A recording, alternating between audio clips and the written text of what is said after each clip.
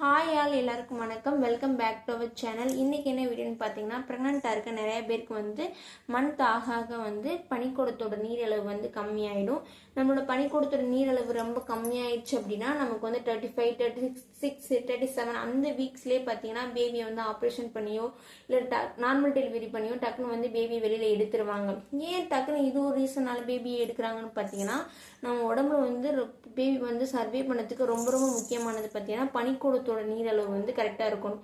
பனிக்கூடத்தோட நீரளவு கரெக்டாக இல்லை அப்படின்னா பேபியோட மூவ்மெண்ட் கம்மியாயிடும். அது அசையத்துக்கு உள்ள இருக்க போதுமான அளவு இடம் இருக்காது. பேபிக்கு மூச்சு திணறல் ஏற்படும். இந்த மாதிரி சில ரீசனுக்காக தான் பேபி உடனே வெளியில எடுத்துடுறாங்க. இது எப்போ அந்த மாதிரி ஆகும்னு பார்த்தீங்கன்னா, நீங்கள் ஸ்டார்டிங்லேருந்தே பனிக்கூடத்தோட நீரளவுலாம் கரெக்டாக தான் இருக்கும். அந்த 7 மந்த் வரைக்குமே கரெக்டாக தான் இருக்கும். 8th, 9th அந்த மந்த் வரையில பார்த்தீங்கன்னா பனிக்கூடத்தோட நீரளவு கம்மியாயிடும். அப்போ நிறைய பேருக்கு ரொம்ப கம்மியாயிடுச்சு அப்படின்னா டாக்டர்ஸ் பவுடர் கொடுப்பாங்க, டேப்லெட் கொடுப்பாங்க. அதெல்லாம் கண்டிப்பாக நம்ம ஃபாலோ பண்ணணும். அது இல்லாமல் நம்ம சைட்லேருந்து நம்ம என்னெல்லாம் ஃபாலோ பண்ணணும்னு பார்த்தீங்கன்னா, நிறைய தண்ணி குடிக்கணும். இது எல்லாருக்குமே தெரிஞ்சிருக்கான். பட் நீங்கள் நிறைய தண்ணி குடிங்க. ஒரு வாட்டர் பாட்டில் அளவு பாட்டில் மாதிரி வச்சுக்கோங்க, 1 லிட்டர். அதை கணக்கு பண்ணி ஒரு நாளைக்கு மினிமம் 3 லிட்டர் நீங்கள் குடிக்கணும். அதுக்கு மேலே குடிக்கிறதா இருந்தாலுமே நீங்கள் குடிக்கலாம்.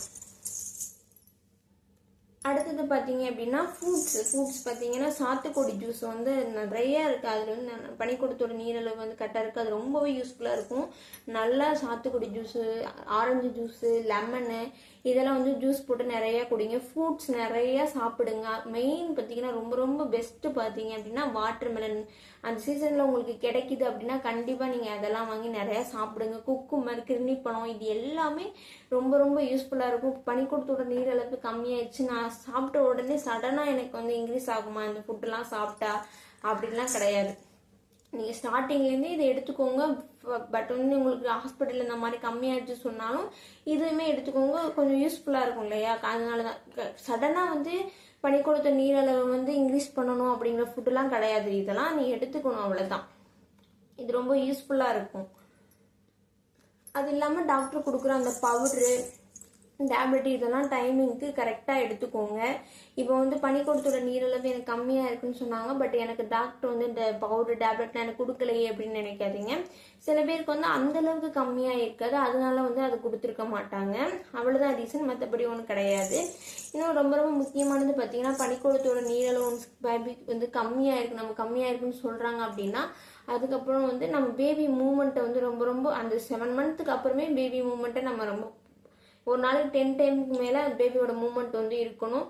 2 hours 3 hours பேபி மூவ்மெண்ட் இல்லைங்கிறது வேற. தொடர்ந்து எனக்கு ஒரு 10 டைமுக்கு மேலே எனக்கு மூவ்மெண்ட் இல்லை அப்படிங்கிறவங்க 10 டைம் அது இருக்கணும். அதுக்கு மேலே அது எனக்கு அந்த மூவ்மெண்ட் இல்லை அப்படின்னா உங்கள் பனிக்கூடத்தோட நீரளவு ரொம்ப கம்மியாயிடுச்சுன்னு அர்த்தம். ஸோ கண்டிப்பாக நீங்கள் உடனே போய் டாக்டர் பார்க்குறது ரொம்ப ரொம்ப நல்லது. ஸோ டெய்லி இதை கவுண்ட் பண்ணி வச்சுக்கோங்க.